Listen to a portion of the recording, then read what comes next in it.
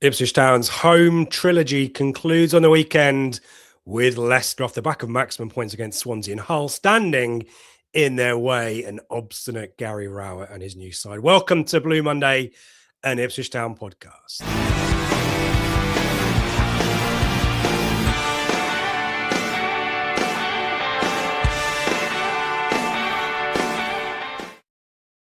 Welcome to the pre-match show, Leicester at home edition.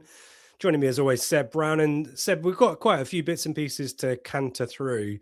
But as per my pre-intro, I've got a little bit of a thing about Leicester. The chat does as well. Lee here, can we break the Leicester hoodoo? Neil talking about we owe Leicester one. We'll get onto Leicester in kind of nuts and bolts and details we generally do. But what's your vibe about Leicester? Is it different this season? So you still think of them as a dangerous team that could hurt us, like they I think they're annoying. Away with the league 2 years ago, or are you frustrated with the way they've broken rules and seemingly had a fair punishment and decided to appeal it bizarrely? They're a strange club to take, aren't they? Because all the above. For years they were everybody's favourite team, weren't they? 10 years ago they win the Premier League, one of the best footballing stories probably of all time. Everyone loved them because they broke that monopoly of the Big Six. They go into the Champions League, they win the FA Cup. They were a really likeable side, and they were kind of the poster child for sides trying to get into the Premier League and push on. And then it all fell apart, didn't it? And yeah, they annoyed me at times during the promotion season 2 years ago. The fans seemed quite entitled. Good evening, Leicester fans, if you're watching. I think there was lots of booing of Maresca, etc., wasn't there, at times in the season when they were like clear by 20 points or whatever. So they are a strange team. We'll discuss how their season's going because it's not going to plan. And I can understand some of the frustrations and kind of general apathy and not hatred, but kind of dislike of them, I would say. You see, that's the angle that you chose to take me at. I mean, I don't feel like Ipswich have ever had a good record against Leicester. We'll talk about the certain games in history, but certainly recent times. I'm wearing a shirt from the 2013 season. That is definitely the last time we beat them at home in the league. Is there not a Leicester vibe? A lot of draws, but overcame adversity, won, and we'll discuss. And obviously robbed last year in the Premier League. So no, they're not a side that kind of worried me. You know, you look at some fixtures and you think, oh God, right. But no, I haven't got that vibe, to be honest. All right, cool stuff. Well, let's see what the chat has to say. Good day to Ben. He's with us. Very humid Sydney. Great to see you. We've got Paul here saying, hang on to your hats. I don't know why we want to hold on to our hats.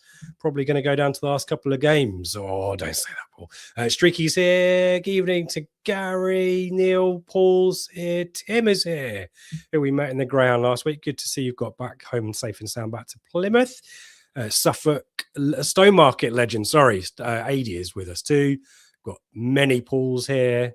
Lovely to see Rob here. Ipswich Town old boy Nigel, all the big names, loving it.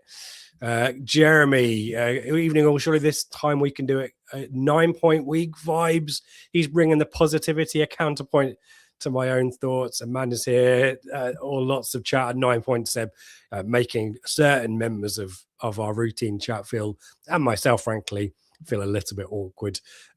We need to mark this day. So we're recording this Thursday, 5th of March. And this day has some significance in recent history, doesn't it, Seb?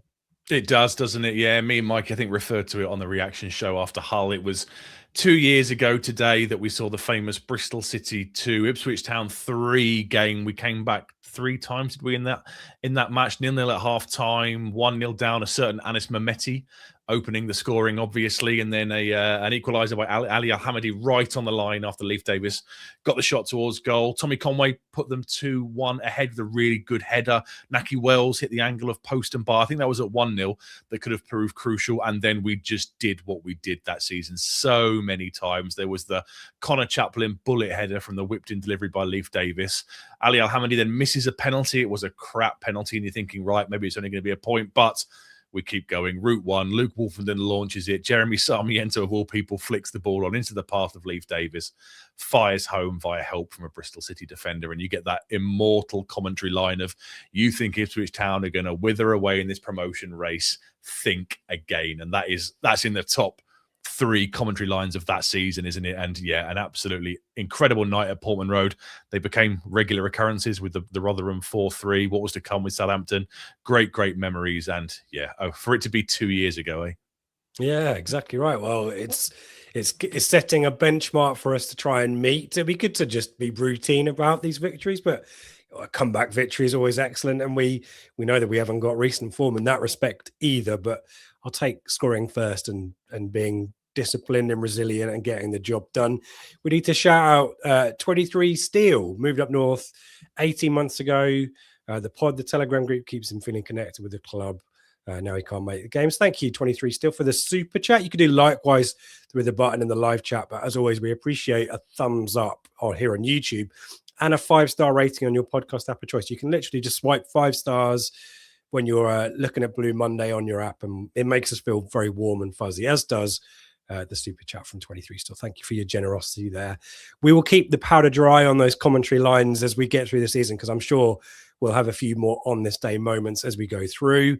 Any lingering thoughts? You and Mikey did the reaction after Hull. We've got some positivity around that Hull game in the live chat. Any change in your mood?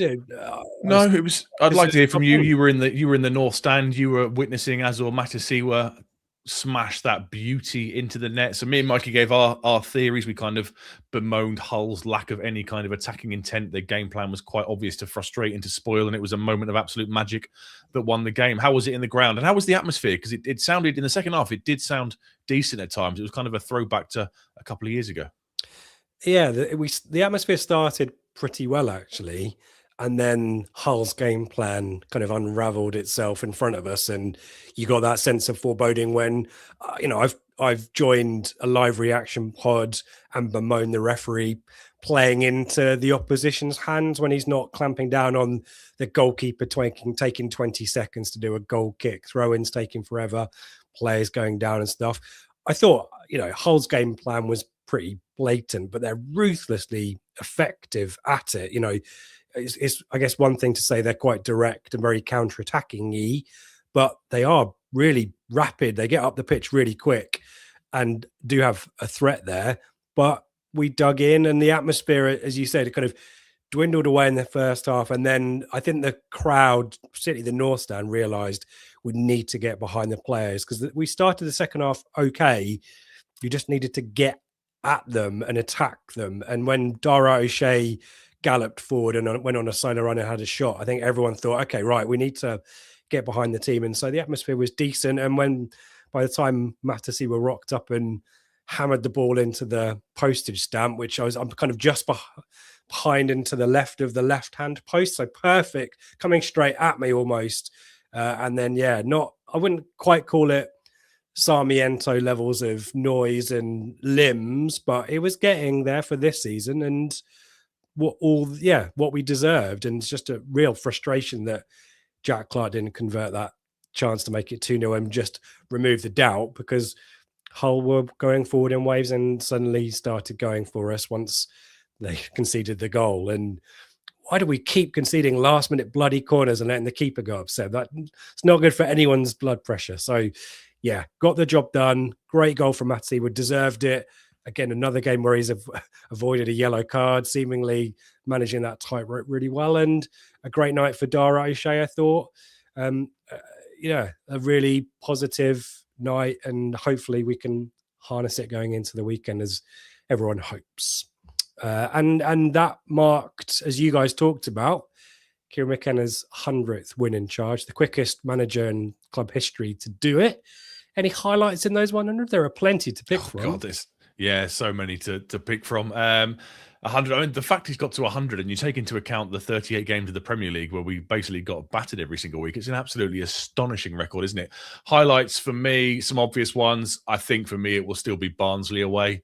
That April night, the game in hand, the Blue Army chant that went on for 4, 5, 6 minutes. I still get goosebumps from the commentary for the Hurst goal right on the stroke of halftime, a minute after Broadhead had scored. That was it, because we knew we were going back. So the League One kind of doldrums had been blown off us, and all we had to do was a point from Exeter and Fleetwood or something, wasn't it? So we knew we were going up. It was a brilliant performance, a brilliant night that will live with me long in the memory. It's probably in my top 3 Ipswich Town away days since I've been following the club for 35 odd years or whatever. So yeah, that was an absolutely excellent one. So yeah, some obvious ones from the promotion season, but for me, Barnsley away, I kind of see that as the start of what was to come. It was an incredible evening. And we need to caveat your pick by saying you were sadly unable to make the Sarmiento night that we've already talked about. Yeah. Otherwise, that would have inevitably been in there. So I'll lob that into the mix. I think that Coventry night that you talked about, there's lots of reasons why we particularly enjoyed that night. Your birthday, of course. I wanted to shout, like, there's quite a lot of games where we've got the job done and we're really effective. But there's some real like dominant moments in that League One promotion campaign. I dug out the Exeter stats, but actually the Charlton 6-0 that preceded it a few weeks before. Town's XG 4.87 to Charlton's 0.3, 24 shots to 5, 8 shots on target to 2, big chances 7-1. There were so many just absolute dominant performances that I really, that made that season so enjoyable. The Wickham one, we'd had so many run-ins with Wickham and absolutely battered them. But yeah, you'd do well to look past the Sarmiento night, wouldn't you? But hopefully many more to come. We need to chop the Tottenham away win from last season. I very much enjoyed that one, as did you, I'm sure. Rocking up at a brand new stadium, a big stadium. And I know that Tottenham's form since that day hasn't been the best, but it was still a great day out, wasn't it? And yeah, lots to be thankful for Kieran McKenna's tenure, and here's to 100 more wins and plenty more nights like that would be great. I need to shout out David, another super chat. Thank you. Everyone's been very generous. The whole game has obviously made everyone very positive and excited. So David, thank you for your continued support of the podcast. We need to shout out Andy's in Boston. We're just going to say hello to him. And we've got people far and wide, Seb. Dunedin, New Zealand, 27 degrees. Always look forward to the pod. Thank you, Charlie, for joining us. Last bits and pieces of admin, Seb. We are 12 minutes in. We're dragging this out, aren't we, before we talk about bloody Leicester? Let's hurry things up. One word to sum up the playoffs being extended to 6 teams from next season onwards. Unsurprising. Okay, I'll go with unnecessary. I don't get the angst about it, but there's nothing really. If it's not broken, don't fix it. But I don't think it's as bad as people are making out. But just there's nothing wrong with the playoffs. Just leave it alone, for goodness sake. It won't affect us. We're in the Premier League. Don't worry about it. There you go. Fan supporting food banks. They are back and doing their collection this weekend. Seb, do you want to give the details on that? Yeah, it's the March collection game. So from midday until 2:30, as you've put on the screen there with the graphic, usual collection spots, Sir Alf and the Fan Zone. A request for Easter eggs, given the time of year. Obviously, if you can, please do give generously because it's a great, great cause. And this is the March game. Check out all the details on Twitter or X at ITFC_FSF. Thanks, Seb. And always pleased to support Fan Supporting Feedback's doing fantastic work in the community and harnessing the power and positivity of football. Finally, no ITFC women game this weekend, still the internationals, but an opportunity on this podcast for me to highlight and to bitch and moan about a really short-sighted decision to clash the final game of the season for the women, really crucial game at home to Sunderland to hopefully secure their survival, which clashes with the end of the QPR match for the men at Portman Road. Utterly stupid. Please ITFC, please WSL, use your brains and find a solution to sort that out, because really that clash is not needed. You've already created a clash with the Charlton away game for the men and the Sheffield United game at Colchester. That's not nearly as bad as fans who've got season tickets for the two teams and having to pick and choose, or Colchester Stadium being basically empty if the QPR game has got meaning. So please use your brains and sort it out. There you go. I don't usually moan about the football club. They do lots of great things. I'm sure they've tried their hardest to avoid this. So if anyone is out there has the influence and it's the WSL or whoever, don't be stupid. Right, let's move on to Leicester. Don't be stupid feels like the motto of everything people should be doing these days. But don't be stupid doesn't really apply to Leicester's owners, Seb. I'm getting myself in trouble here. It has been a catalogue of very questionable decisions, having, as you said, been so brilliant, for so long, sustained. I would consider Ipswich and Leicester historically to be pretty comparable football clubs in terms of stature. But then they established themselves in the Premier League and won the title.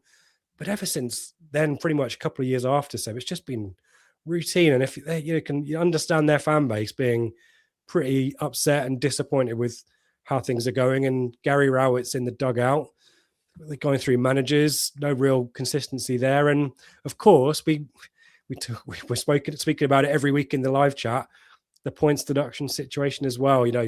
Wow, it's a pretty dire situation there, isn't it? It's a real mess. Yeah, there's so few positive things about that club at the minute, given their on-field and off-field kind of position. And as I said earlier, they've gone from being everyone's favourite second club, winning the Premier League, giving clubs like us hope that you could eventually perhaps kind of do it, and then since then win the FA Cup a few years later. Fair enough, but since then steady decline, and they get relegated. They bounce back straight away, but they, like us last year, they put up a whimper in the Premier League, got relegated again, and it's just the errors that the board and the people running the club have made time after time is really starting to hurt them. And there's now a very real chance they end up going straight back down again, like Sunderland did a couple of years ago. Obviously, they are in the relegation zone as it stands, 22nd with 34 points. They are 1 point off safety, 1 point behind West Brom. 6-point deduction, you've already mentioned it, finally put to bed. I think that was light. I am staggered they have appealed it. Yeah, nuts. Because the Premier League have appealed it as well. They want a harsher sanction. So to appeal that, to me, seems absolutely crazy.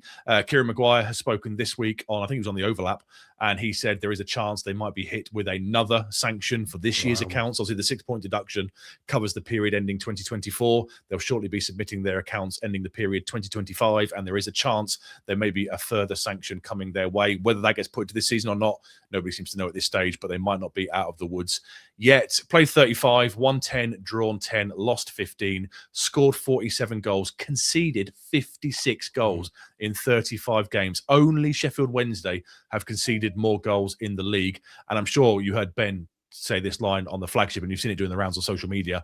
No clean sheets for Leicester in the last 29 games, which is their longest run since 37 games in 1957. Their last win in the league was against West Brom, luckily for them, being keeping them in touching distance, on January the 5th. So we're closing on 2 months now without a win in the league. The last 5 is 2 draws, Borough and Stoke, not to be sniffed at. They were Gary Rowett's first 2 games in charge. So that does suggest it might not be as straightforward as perhaps the data and the statistics suggest on Saturday. 3 defeats, Norwich last time out, Southampton and Birmingham. Their away form is mid-table, 18 points from 18 games. They average a point per game away from home. But again, they've got real issues with the goals. They've conceded 31 goals in those 18 games. Only Sheffield Wednesday, as I said earlier, have conceded more overall, and only Sheffield Wednesday have conceded more on the road. But they do score goals. They are the 5th highest scorers away from home. So scoring goals isn't necessarily an issue. However, keeping them out at the other end most definitely is. Yeah, well, we'll discuss the Norwich situation from last week, because the defending in that left a lot to be desired. And as Lee rightly states here, the only thing that it looks like will save Leicester from relegation is West Brom, and another great football club, tenured certainly at championship level and above, frankly.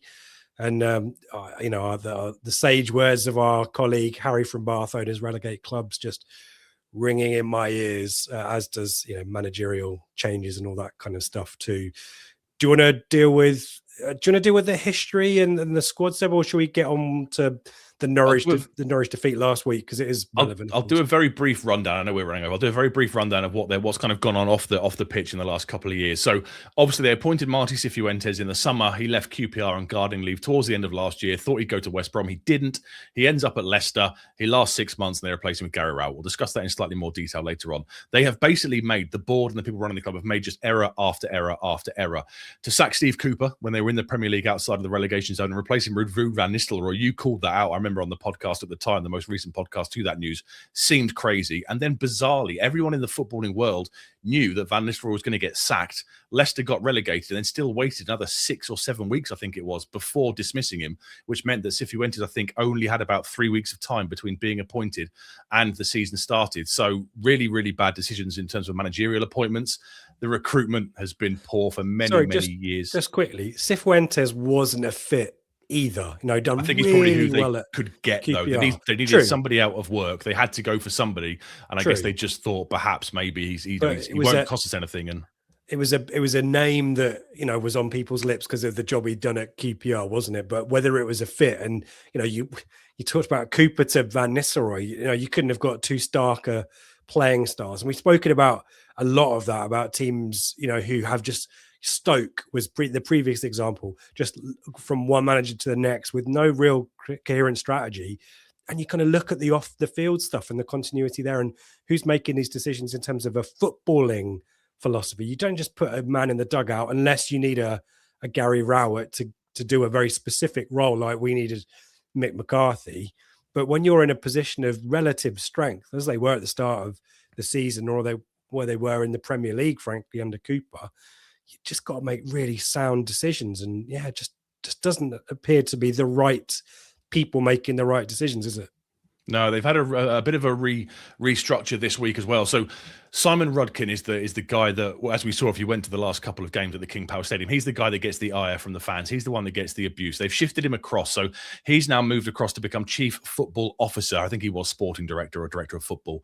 He's now shifted across to a new role, and they've brought in a guy called James McCarran, who's come from the City Football Group, so the Man City, Girona, New York, that kind of club. I think he's been doing a similar role there, and he will now be in charge of recruitment, first team analysis. He will head up the first teams for the men's and the women's, and I guess they will hope that new appointment will help them. But they've still got Simon Rudkin in the building, and if he's getting that much grief from the fans week in, week out, you think the ownership would say, really, thank you for what you did 10 years ago.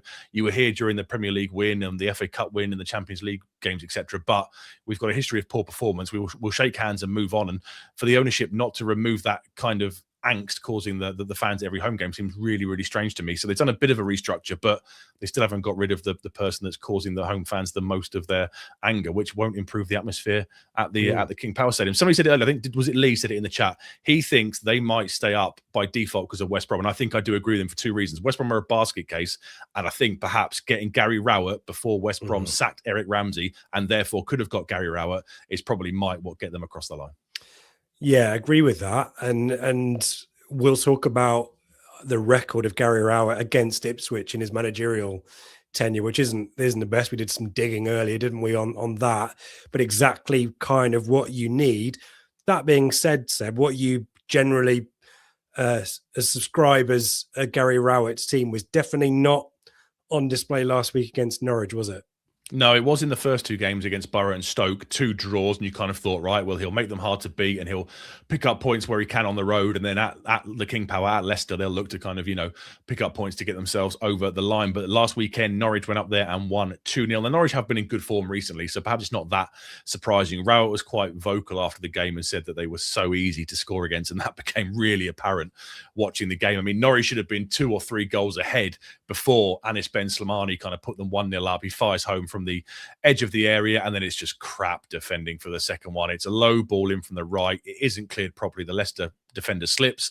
The Norwich player knocks right across the 6-yard line. Everyone's watching, and I think it's Ahmed taps home at the back post. I thought, watching the highlights, Norwich found an incredible amount of space in between the midfield and the defence, and the Leicester players. Yeah, the Leicester players just backed off and let them run at them bizarrely, which again is not things you would associate with a Gary Rowett team. You expect them to be compact and disciplined and kind of organised and structured in their defending, and they certainly didn't do that at the weekend. They had one real kind of half chance, Harry Winks from range in the first half, but that was the only kind of chance I thought they really created. They had more of the ball, 54% possession.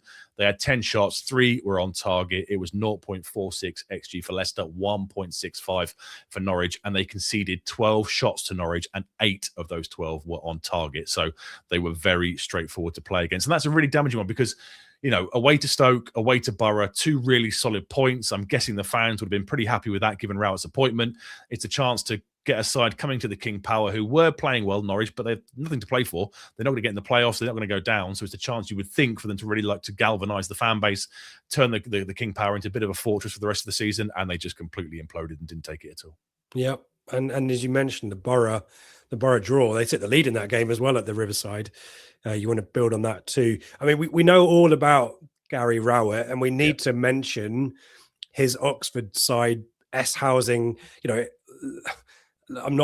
don't mean that out of disrespect. That's a perfect performance and result and attitude to the game against us at Oxford earlier in the season, wasn't it? And I've kind of dug out, apart from his first game in charge of Birmingham against us, where we beat them 4-2, and there's a 1-0 defeat to us in 17-18 for Derby. He's generally got the better of Ipswich Town teams up until including the Oxford game before Christmas last year, Seb. So, we talked about there are still high caliber players here, and you've now got Gary Rowett in the dugout. The question is, can he kind of work his magic, his dark magic against Kieran McKenna and Ipswich Town this weekend is the big question. Any other thoughts on Rowett before we move on? I just wonder, I think the Rugby Soundy makes the point there. Cool. Are those players there are a lot of flair players still at Leicester. Is Gary Rowett going to be able to mould them for the final, whatever it is, 10, 11 games of the season to play the kind of football he wants? Like the Rugby Soundy says there, I'm not so sure. I think that Gary Rowett obviously is a more pragmatic manager who prides himself on frustrating the opposition and, nicking goals here and there to get them points. I'm not sure that the Leicester players, having seen what we've seen for last season and a lot of this season, might have the, dare I say it, desire and fight to kind of throw their bodies on the line like Gary Rowett might demand of them. I think that could be their major kind of problem.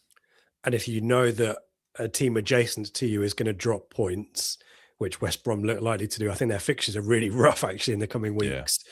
You kind of can take your foot off the gas a little bit, can't you? If you know that if you just need to match another team's results and they're most likely going to lose, then that might play at your head as well.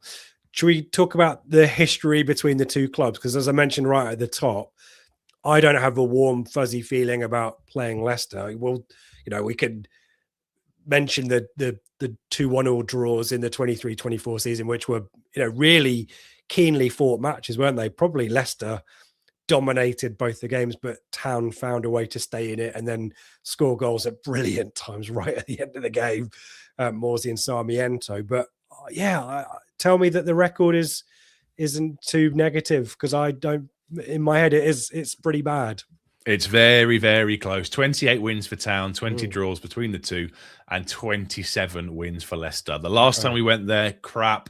December, 3-1. Abdul Fattah within his own half. It was a Bobby deckled over Reed worldie from the edge of the area that opened the scoring. The Fatawu goal, everyone has seen a million times. It's probably the best goal I've ever seen in a stadium, frustratingly.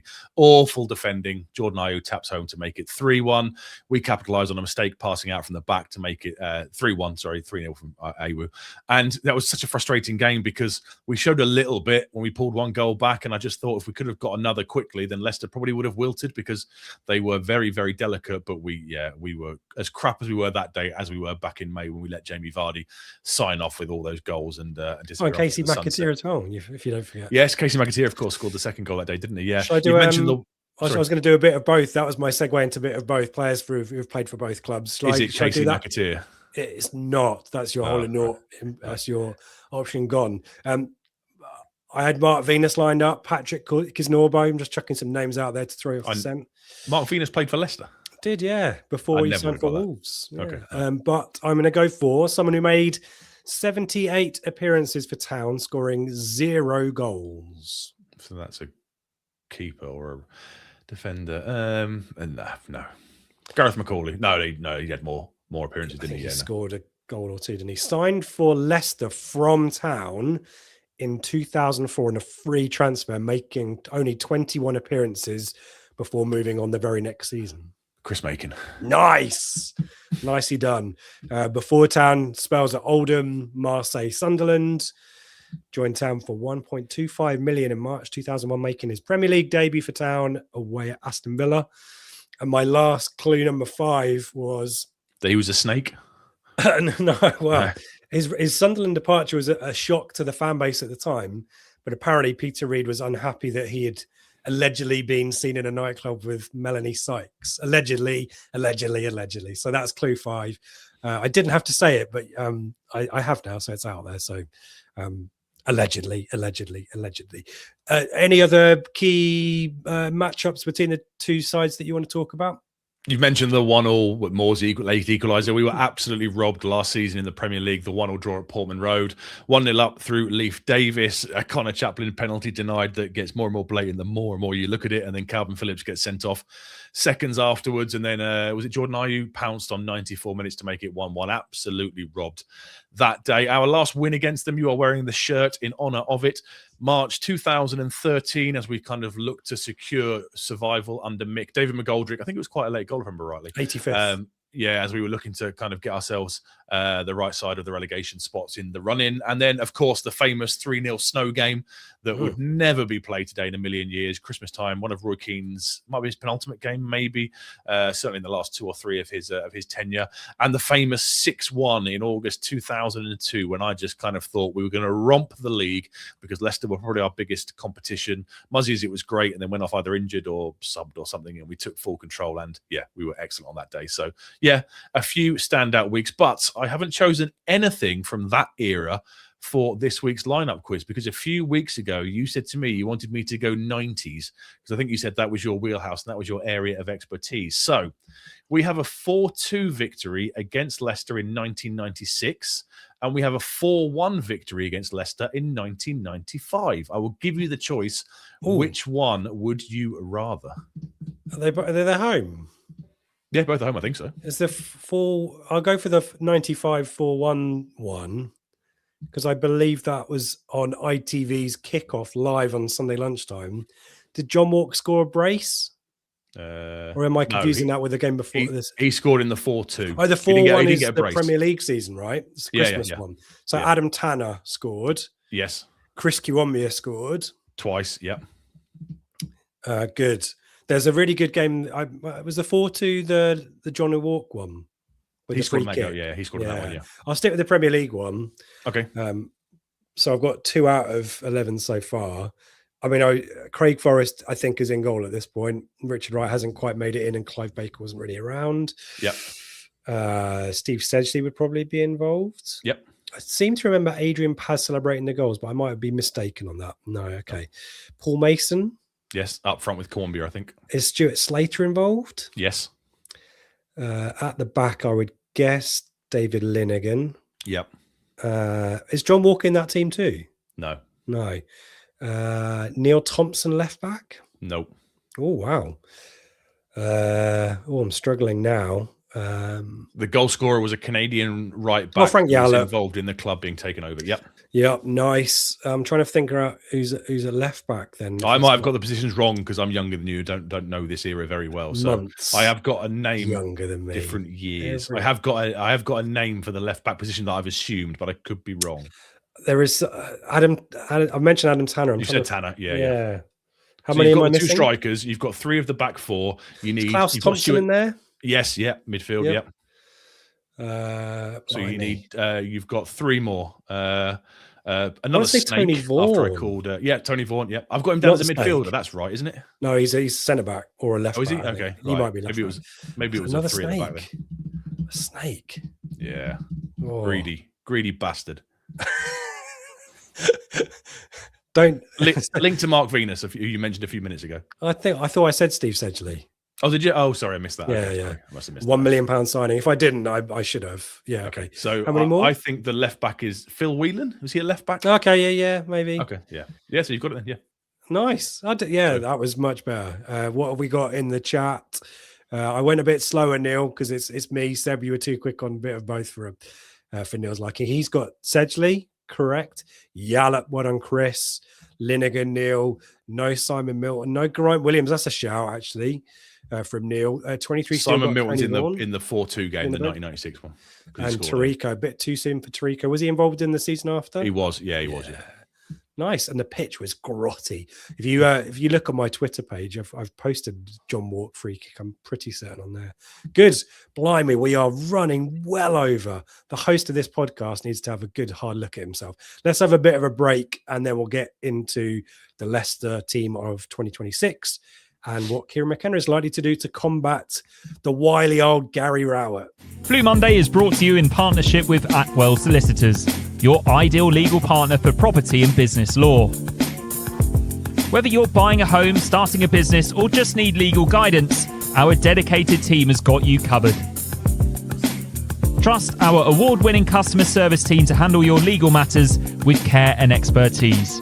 Find out more at atwells.com or visit us at our offices in Ipswich, Colchester, London, and our new location in Woodbridge. Thank you to Atwells for their sponsorship of the channel this season. And One Stop Badges, our mates at One Stop Badges, our pre-match show exclusive partners.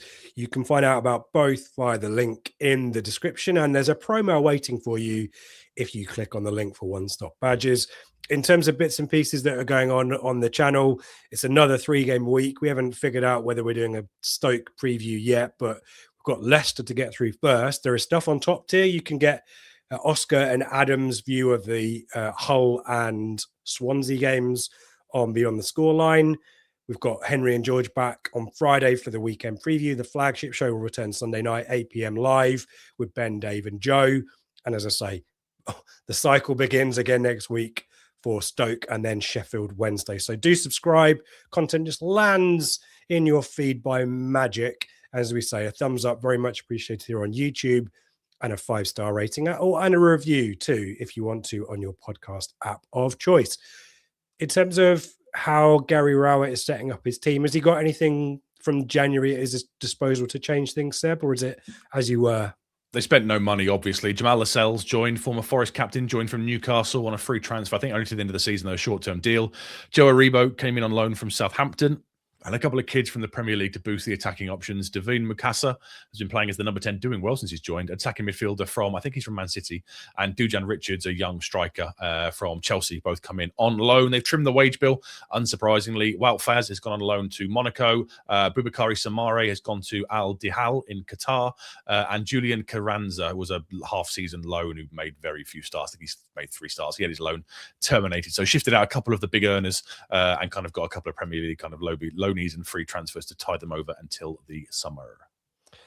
And do you want to, should I dig out the tactical pad? You can talk through us. Rowett ball. Yeah, so it's not that kind of, it's what everyone is going to expect, spoiler alert. So it's a 4-2-3-1. Rowett has stuck with that. They've used that on 34 of the 35 games this season. They've used 4-3-3 once, but other than that, they are very much wedded to 4-2-3-1. And the threats all come from the wide forward positions, which is probably exactly what I sat here and said back in December. No surprises. Don't let him shoot. Oh, yeah, well, yeah, especially with Fatawu. We'll discuss him in a minute. As you can see, 4-2-3-1. So you've got your 2 deep lying central midfielders in Harry Winks, who's back in favour, and Oliver Skipp. They will protect along with the 2 centre halves, and they will allow the 2 wide players, in this case, Decordova-Reid, but Steffi Mavididi is still there, and crucially, Abdul Fatawu to try and work up the pitch and do their thing.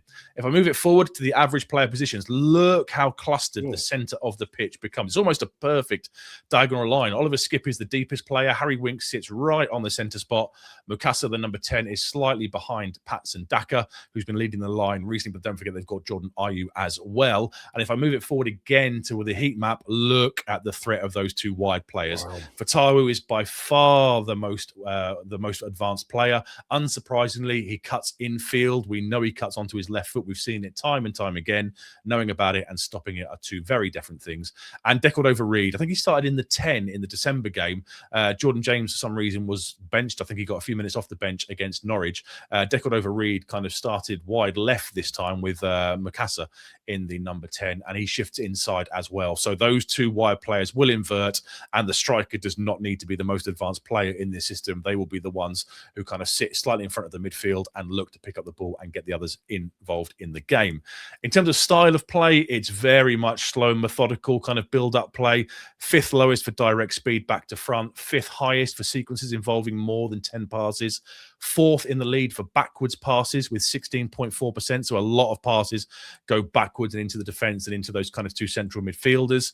6th for short passing per game. So they're not a side that goes long or direct. That's not their game at all. I did a few comparisons with what has changed since Rowett took over from Cifuentes, but very small data to work with here. The only thing I could really see was that they're having the ball slightly less. Possession has dropped down to 50% from 54%. They're actually going direct less, which was surprising given I thought Gary Rowett's taken over. They are averaging 8 long balls less per game, but crucially, he's got them shooting more, 13 shots per game to 10, and he's increased the XG, which means those quality of chances combined with the extra shots on target is having a boost as well. They've gone from 0.74 per game to 1.4, so quite a big increase in the XG. Just a couple of stats to kind of get people to remember for the weekend to quote off as your own. 3 clean sheets is the second fewest in the league. 15 goals conceded from set pieces is the 5th highest. 25 errors leading to shots is the second most in the league, as is 9 goals scored from those errors. They do have a habit of shooting themselves in the foot, and when they do, it tends to affect them really, really badly. I noticed from I'll put it back on the screen very briefly. The split there of the centre backs. There's a lot of expectation or burden on Skip to drop in. And against Norwich, the goals they conceded, as I mentioned before, the centre backs were really split, and I think Norwich had 2 up front anyway, which occupied them even more than our 1 up front will. But yeah, really a burden of expectation on Oliver Skip or whoever the holding midfielder is to sit in there and support, which they may not be suited to do. What's I guess the big questions there after all of that analysis, as much as we appreciate it, is how Gary Rowett set up Oxford against us was completely predictable and understandable. What does he do with Leicester? Better quality players, arguably, on paper. I know confidence, form, etc. The away run, the clean sheets run is all stacking against him. But they're not surely going to low block us, are they? I think it'll be a carbon copy of Hull, personally. Yeah. I think that'll be the model for teams coming to Portman Road for the rest of the season. I think what Leicester will probably do is look to frustrate us, look very much like Hull did in that first half, and then Leicester, I would argue, I know they're way below them in the league, but they've probably got more match winners in that side than Hull had, so they'll be reliant on a moment of magic from a Fatawu, from a Jordan James off the bench, from a Mavididi, from a Jordan Ayew. They will look to hopefully get something in the second half. But yeah, I think the first half will almost be a carbon copy. It'll be 3-0 at half time now.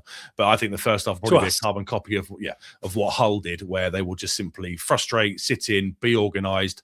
I wouldn't be surprised if the goalkeeper starts taking a lot of time from free kicks at the half-an-hour mark, pretty much like Hull did. And that will be the benchmark now for what sides do coming to Portman Road. And then they will hope for a moment of magic in the second half when the game starts to open up as we start to commit more bodies forward, which is what Hull basically did, but didn't have the match winner in their ranks, whereas Leicester will argue with their up front options, they could well have one. Yeah, it's a great shout, actually. I was thinking that Hull game might be really excellent, helpful practice for us ahead of Saturday. So that very much chimes to my thinking as well. And as you say, there are high quality match winner potential players in there, not least someone we both buddy love is Jordan James. Yeah, absolute great footballer. Shame we couldn't get him in the summer. 9 goals, 3 assists so far this season. He was excellent against us in December, really ran the game in centre mid. He's the 3rd highest over performer, however, on XG in the league, which suggests the chances he takes must be worldies week in, week out. I can't say I've seen too many of them. He's on loan from Rennes. If they go down, I presume they won't be able to trigger it. I guess the obligation is dependent on promotion, so I wouldn't mind in the slightest if we were to get in there and make a cheeky offer in the summer, because he's a player I really, really like. Abdul Fatawu, I've already mentioned, plays down the right, cuts in. All 8 of his goals have come off his left foot. 2nd highest in the league for ground duels run, 5th highest in the league for carries per game, and top for carries ending in a shot. He is a real threat, as we know, on so many occasions. A couple of others I briefly mentioned. Devine Mukasa, who's coming in the number 10 role from Man City in January. 2 goals and 3 assists in only 4 appearances since joining in loans. He's done well since joining. And Harry Winks is back in favour. Fell out with Steve Cooper, fell out with Ruud van Nistelrooy, and fell out with Marty Cifuentes. Is now back in. He's played the full 90 minutes in all of Gary Rowett's 3 games in charge. 67 touches per game, so high levels of involvement, and a 90% passing accuracy. Also, he comes with a bucket load of Premier League experience, and I think a couple of England caps maybe as well. So look out for him kind of patrolling the middle of the park. They've got a couple of injury issues. Asmir Begovic, formerly of this parish, rolled his ankle in the warm-up against Norwich, so he missed that one, which gave Jakub Stolarczyk a game. Begovic, I guess, if he's fit, will come back in, but we'll have to wait and see. And then Harry Suter, Yannick Vestergaard, Victor Christensen, Aaron Ramsey, not that one, and Hamza Chowdhury are all out injured. So yeah, they've got issues. I think Jordan Ayew might come back in. He was a real pain in both the May game and the December game. He's got an excellent know-how of kind of using his bum to kind of make himself almost impossible to knock off the ball. It comes with wily experience, I guess. He was a pain in both those games, so I wouldn't be surprised if he started up front. Thank you very much, Seb. We'll talk about Ipswich in a second. I just wanted to observe this thought from Lee 73. If we don't get an early goal, I'll be worried. We didn't get an early goal against Hull, Lee. I think Seb's thought on it'd be great to be 3-0 up at half time, but we can stick in games as long as we don't concede. I think we stay in there as the home team. I wouldn't worry anywhere near as much about us not scoring early as opposed to them scoring early, because then they'll sit in frustrated, and we know what Gary Rowell will do. So I think we take the positivity out of Hull there, Lee, but we know where you're coming from. We know where you're coming from. So what does Kieran McKenna do then, Seb? Very different games. Swansea very much two attacking teams, and as a home team is probably the better squad on paper, etc. That 3-0 win was very routine, wasn't it? Then contrast that with a pretty hard fought, attritional at times, but probably deserving 1-0, and we're expecting similar. So 3 games in a week, and then Stoke coming up. What does McKenna do in terms of rotation, and what are the personnel that you want to see feature on Saturday because of what you've just talked about in terms of how Leicester will likely line up? I think there'll be a couple of obvious returns. I fully expect Leif Davis to come back in for Jacob Greaves at left back, and I fully expect Wes Burns to come back in the right wing position for Egley. That will stretch the pitch more, which if you're looking to try and hit them quickly on the counter, could be very useful down both flanks. I guess there's a conversation to be had over Dan Neil, who was fucking awful when he came off the bench on Tuesday night and kept giving the ball away time after time. But against Swansea, I thought he was absolutely excellent. So I would have Dan Neil in alongside Matasiwa. I'd like that to be the kind of established. Taylor, Seb. Perhaps. Taylor's looked really good offensively recently. I just think that Neil brings a level of calmness and perhaps experience to that central midfield that I really like. Against Swansea, he was popping up all over the pitch in the right areas, can beat a man. The way he turned 2 players with the press and took them out of the game was excellent as well. So I just think he's got a bit more about him than Jack Taylor. Jack Taylor's been great at times, but if you could play Matasiwa and Dan Neil in 9 of the remaining 11 games as your starting central 2, I'd have no issue at all with that. I've already said Burns back on the right. Can Nunez play again? He was subbed again, wasn't he, in the game against Hull in midweek? So they're kind of protecting his minutes a little bit. I hope he does, because I think he's excellent.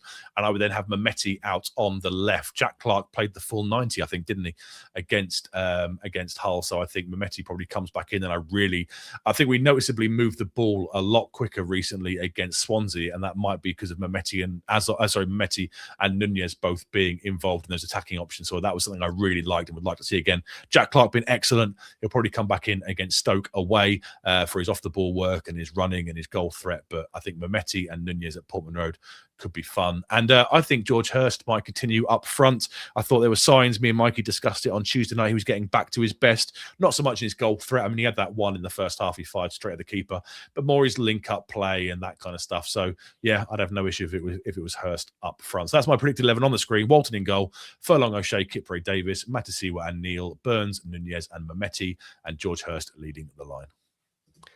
Yeah, I don't have much dissent about that lineup. I don't think I have actually.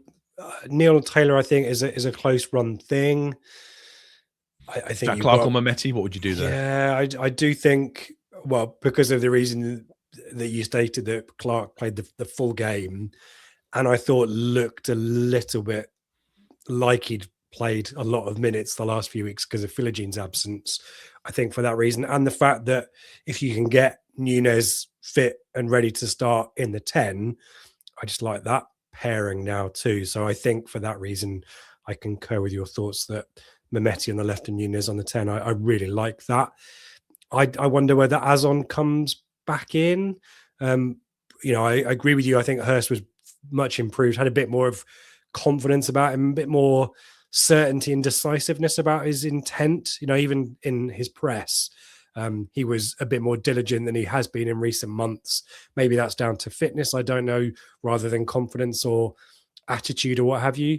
But I do like Azon, and I wouldn't be surprised if he gets the nod. But it is quite marginal, and I don't think there is. There's some good choices now for McKenna to try different things, isn't there? But let us know your thoughts in the chat. What you would like to see there. I don't think we've. Yeah, Burns down the right is pretty non-negotiable, I would suspect, though McKenna does like playing players against their old clubs. If I was going to chat Casey McAteer at you, what say you? I'd be amazed if he were to start, but yeah, we saw with Hull, didn't we, with Jacob Greaves coming back in. McKenna seems to like throwing them in, but if McAteer starts at the weekend, that would suggest that Wes Burns is out the squad for some reason and Egelly's the backup, so I think it'll be Burns. I'd be amazed if it wasn't. Paul here talking about playing the same team as Swansea, as does another Paul. So the Pauls are all concurring with the Swansea 11. David Bergen's given us his full team. I'm just trying to figure out, it's probably your team with... It's the same as mine, but with Azon up front, yeah. Yeah, which was my suggestion. So David's really helpfully merged our thoughts together there, and appreciate that one. Nigel saying better team with Nunez, have to get him on, don't we? Get him involved. Nigel agreeing with your team 100%. Love that. Gary, totally agree. Have to play best players whenever possible. What kind of things would you be thinking about if you're Kieran McKenna about Stoke? Or you obviously got to play the game on Saturday and try and get the victory, but another game is coming round quickly.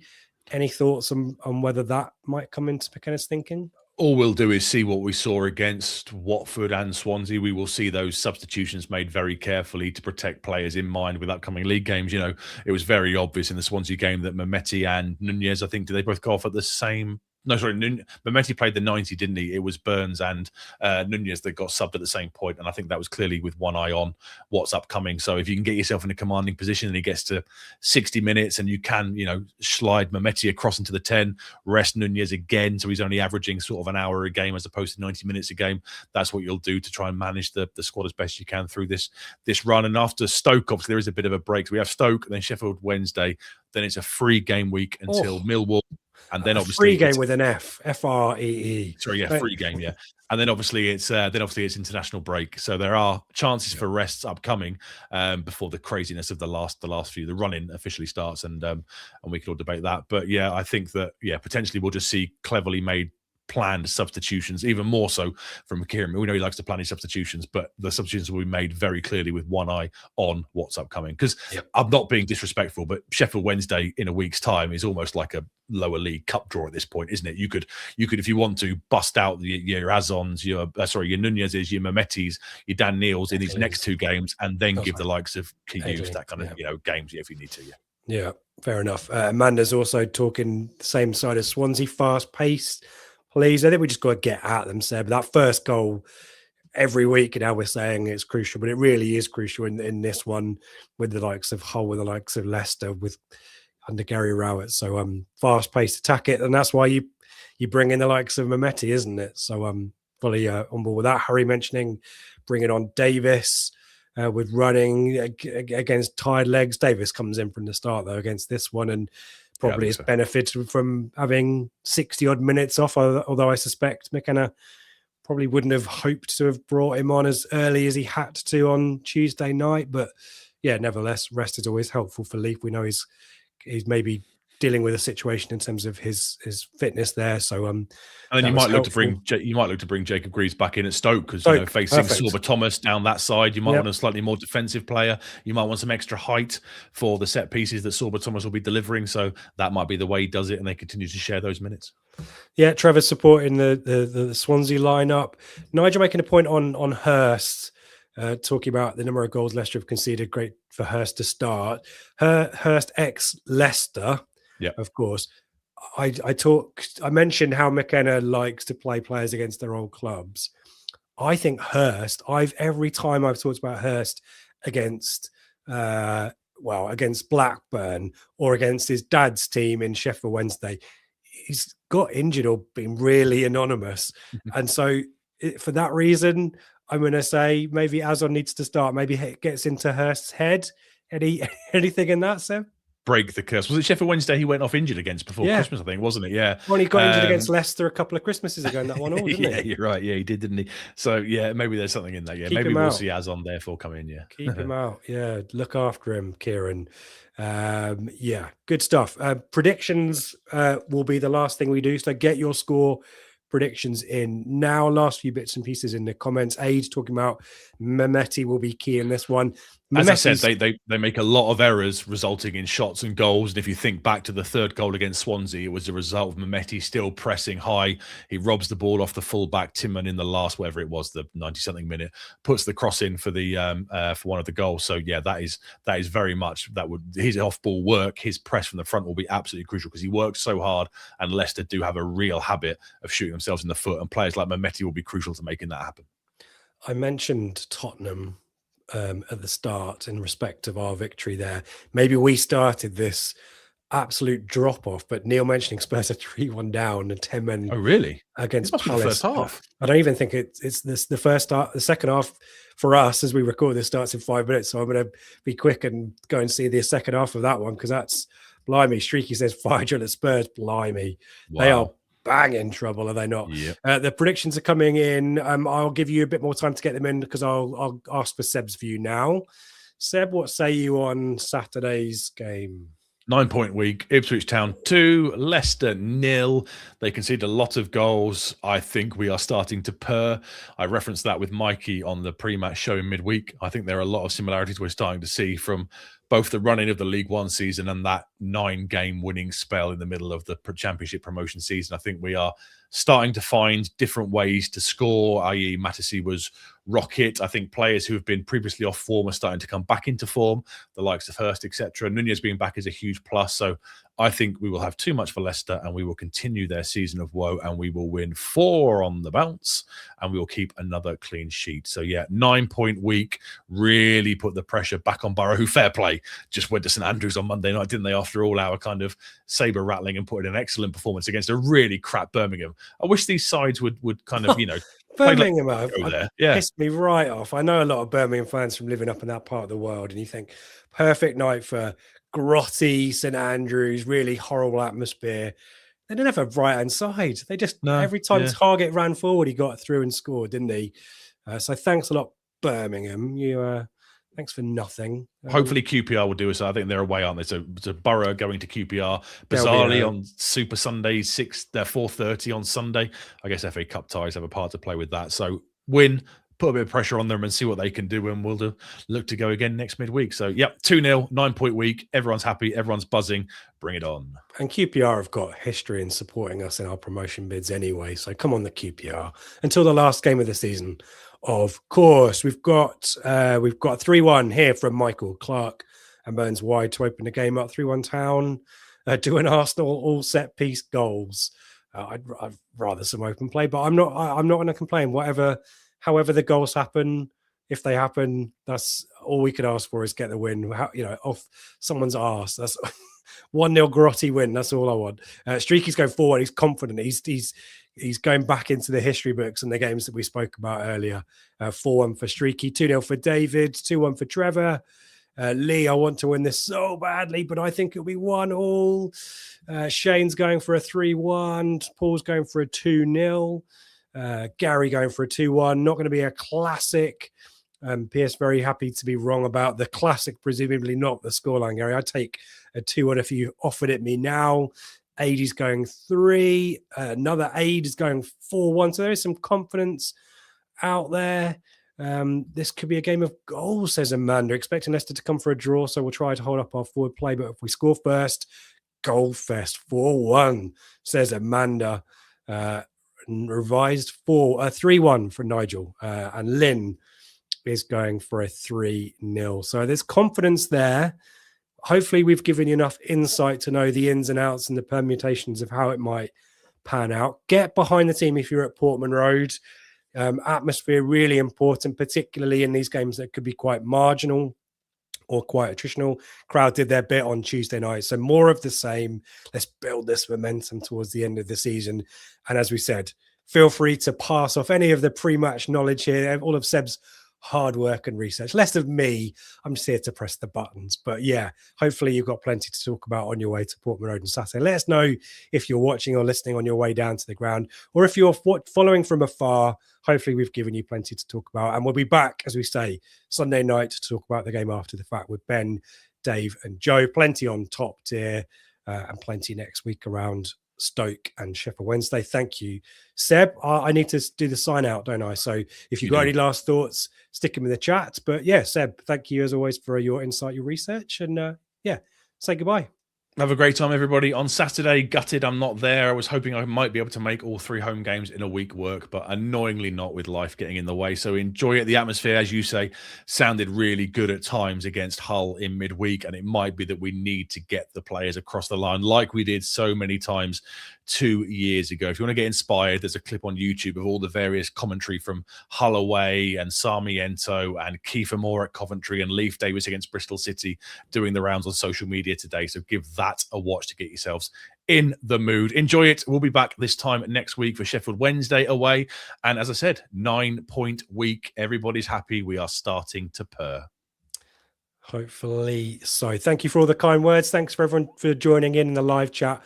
Thumbs up before you head off. And if you're listening or watching again on demand, 5-star ratings and all that great stuff. Make us feel warm and fuzzy about ourselves and all that kind of stuff. As I